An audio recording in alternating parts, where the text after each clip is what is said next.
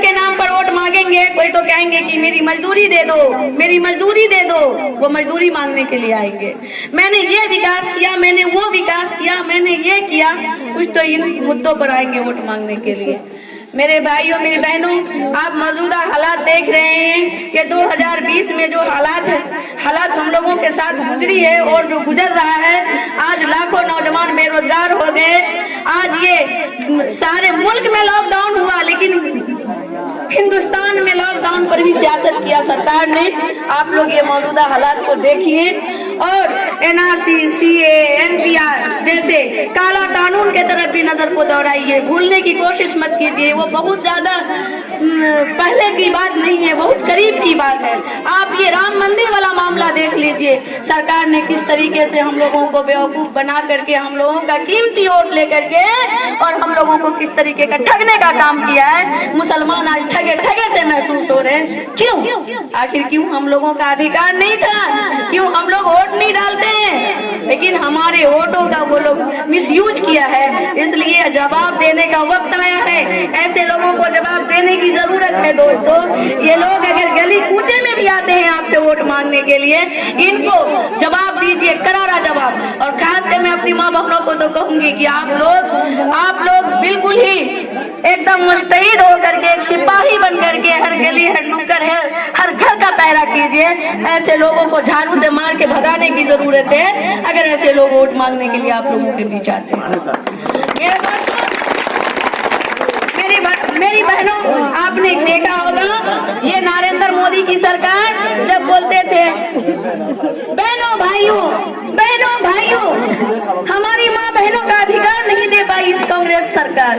बहनों भाइयों हमारी बहनों का अधिकार नहीं दे पाई। मैं आया हूँ अधिकार दिलाने के लिए। क्या यही अधिकार दिलाने के लिए आया? कितनी महिलाओं को उन्होंने नौकरी दिया उनके जमाने में, उनकी सरकार में। देखिए हमारी माँ बहनों का क्या दुर्दशा हुआ है। आए दिन हमारी बहनों का, हमारी बच्चियों का बलात्कार हो रहा है, आए दिन मर्डर हो रहा है, आए दिन लूट हो रहा है, आए दिन डकैती हो रहा है। और ये नीतीश की सरकार हाथ पे हाथ रख करके तमाशा देखने का काम कर रहा है। आप इसी अररिया में देखिए, हाल फिलहाल में कितनी मर्डरें हो गई, कितने लूट डकैती हुए। ये नीतीश की सरकार के कान में रुई डाले हुए अभी सुन नहीं रहे हैं वो कोई बात। आप देखिए, जब काला कानून पारित हो रहा था, नीतीश की सरकार वहां पे मुंह में एकदम दही जमाए बैठे हुए थे, उनके मुंह से बोली भी नहीं निकल रही थी। आज वो आएंगे मजदूरी के नाम पर वोट मांगने के लिए, मेरा मजदूरी दे दो। अरे भाई, आपने काम क्या किया जो आपको मजदूरी दिया जाए? आपने क्या काम किया मैं जानना चाहती हूँ। आपने पुल पुलिया सड़कें जो बनाया, ये जनता का अधिकार है। ये डिजिटल इंडिया है, डिजिटल इंडिया के माध्यम से एक भी रोड, एक भी पुल पुलिया बाकी नहीं रहेगा। चाहे सरकार कोई भी बनेगा, सारे लोग बनाएंगे। आपने कौन सा जनता पर एहसान कर दिया? कौन सा नौजवानों को रोजगार दिया? आज हमारे बहुत सारे नौजवान, लाखों नौजवान रोड पर चले आए, जिनको रोजगार नहीं है, दर बदर भटक रहे हैं, दर बदर रोजी के लिए भटक रहे हैं, उनको काम नहीं मिल रहा है। मेरी माँ बहनों, मेरे भाइयों, इन बातों का आप लोग इस बार जरूर ख्याल रखें। और हमारे अररिया से हदील अजीज, आप लोगों का बेटा, अररिया का बेटा राशिद अनवर साहब इस बार ऑल इंडिया मजलिस इत्तेहाद मुस्लिमीन के प्रत्याशी के रूप में, कैंडिडेट के रूप में आप लोगों के बीच आएंगे। आप लोगों की दुआओं लेने के लिए वो आए हैं। आप लोग अपनी दुआओं से इन्हें नवाजे।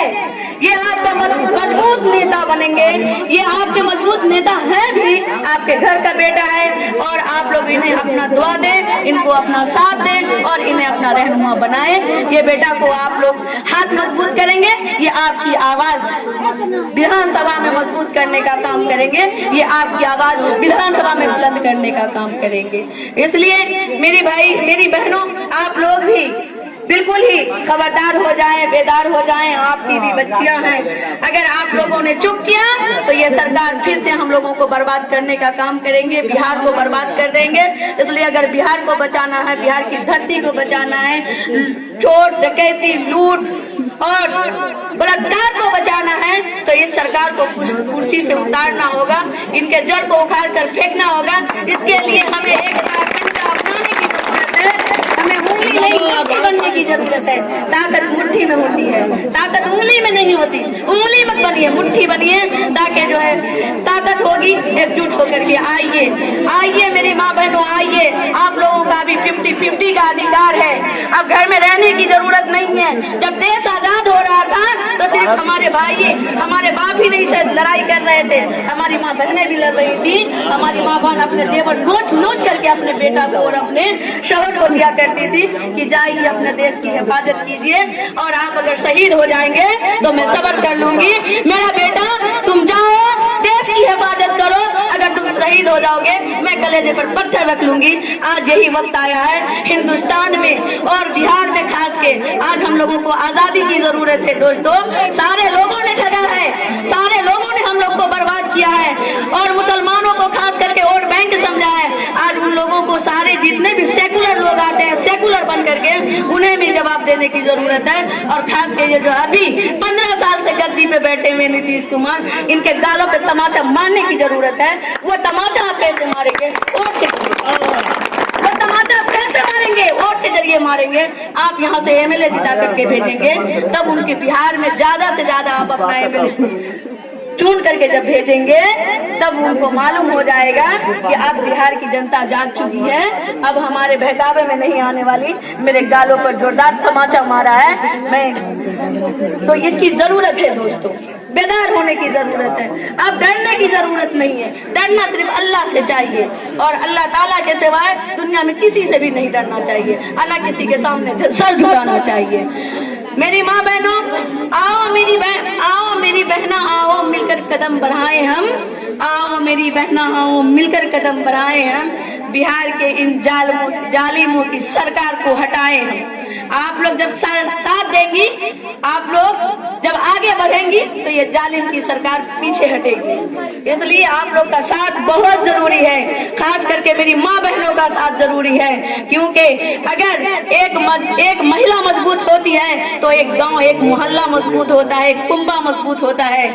एक महिला पड़ी हुई होती है तो उनका पूरा कुंबा बड़ा हुआ होता है, इसलिए महिला को मजबूत होना बहुत जरूरी है। अब आप लोग भी झंडा उठाएं, मजलिस-ए-इत्तेहादुल मुस्लिमीन का, MIM का झंडा उठा करके और लोगों को कहें कि अब हम लोग बेदार हो चुके हैं। अब असदुद्दीन ओवैसी साहब के हाथ को हम लोग मजबूत करने के लिए निकल गए हैं, अब अख्तरुल ईमान साहब के हाथ को मजबूत करने के लिए निकले हैं। इन दलालों की जो है दलालों की दलाली बंद कर देंगे। मेरी माँ बहनों, क्या आप लोग इस बार ऑल इंडिया मजलिस-ए-इत्तेहादुल मुस्लिमीन के साथ हैं? मेरे भाइयों बताइए एक बार बताइए, क्या आप लोग राशिद अनवर के साथ हैं? एक बार हाथ उठाइए। इंशाअल्लाह जी, बहुत बहुत शुक्रिया आप लोगों का। और मैं फिर से अपनी माँ बहन और भाइयों को तहे दिल से शुक्रिया अदा करती हूँ कि आप लोग इतने रात में आप लोग मेरी बातों को सुन रहे हैं, हमारे प्रोग्राम को सुन रहे हैं, इसके लिए तहे दिल से शुक्रिया। अल्लाह हाफिज, अस्सलाम।